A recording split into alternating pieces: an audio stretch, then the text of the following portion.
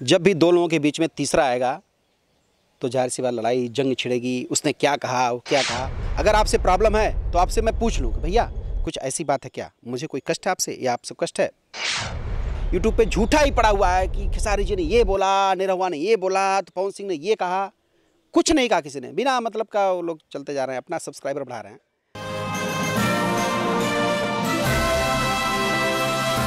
अगर देखा जाए तो आप भी एक गार्जियन की तरह भोजपुरी इंडस्ट्री में हैं, क्योंकि हम ज़्यादा विवादों पे बात नहीं करते हैं, लेकिन कहीं ना कहीं लोग एक दूसरे को नीचा दिखाने के चक्कर में कहीं ना कहीं इंडस्ट्री को नुकसान हो रहा है।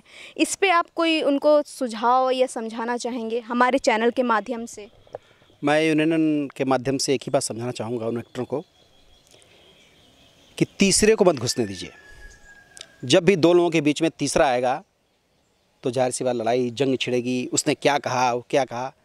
सामने से बात करिए। मैं इसमें दिनेश जी को बहुत बड़ा अच्छा वो मानता हूँ कि दिनेश जी सामने से बात करते हैं। आप किसी से उनके बारे में शिकायत करके बोलिए, वो कभी भी कान के कच्चे नहीं हैं।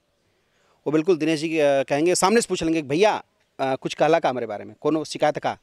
तो सामने से जब आप बात करेंगे किसी के बारे में बोलने से पहले सामने से उससे पूछ लीजिए कि भैया क्या आपको ऐसी शिकायत लग रही, क्या है आपका, क्या है। क्योंकि गलतफहमियाँ धीरे धीरे, अभी यूट्यूब को ज़माना आ गया है।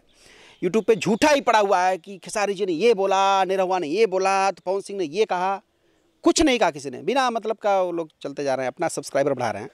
तो इन बातों से ध्यान न दे करके सीधे पॉजिटिव सोच रखना चाहिए। और इसमें दिनेश जी को मैं बहुत अच्छा मानता हूं कि दिनेश जी पॉजिटिव सोच के व्यक्ति हैं। और दिनेश जी चाहते हैं पूरी इंडस्ट्री योग हो।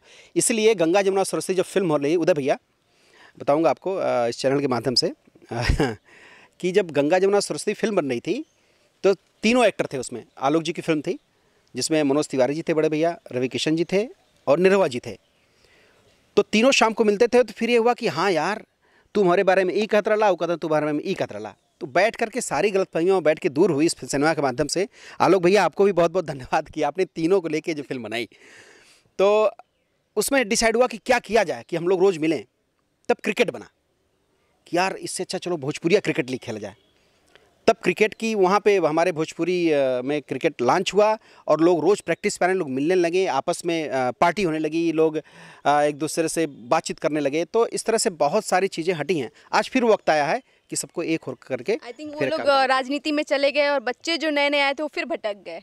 हाँ, बच्चे क्या है ना, मैंने क्या कान का कच्चा मत होइए। अगर आपसे प्रॉब्लम है तो आपसे मैं पूछ लूँ कि भैया कुछ ऐसी बात है क्या, मुझे कोई कष्ट है आपसे या आपसे कष्ट है। तो बैठ करके दूर कर लीजिए। फलाना ने कहा, ढिकरवा ने कहा, नहीं कुछ नहीं। जब हम लोग आपस में रहेंगे तो तीसरा आदमी भी कुछ कहने से डरेगा, तो कुछ आपके बारे में कुछ बोलेगा नहीं। अरे आप पूछ लेगा, जाने दो भैया, नहीं कुछ कहेंगे। आई थिंक इस चीज़ को फॉलो करना चाहिए कि कान का कच्चा मत बनो। भैया दिक्कत हुआ तो सामने से जाके पूछ लो। हाँ, सामने से पूछ लीजिए आप लोग। और वैसे काम भी रोटी तो अपनी मेहनत की ही खानी है। 100% मेहनत और किस्मत।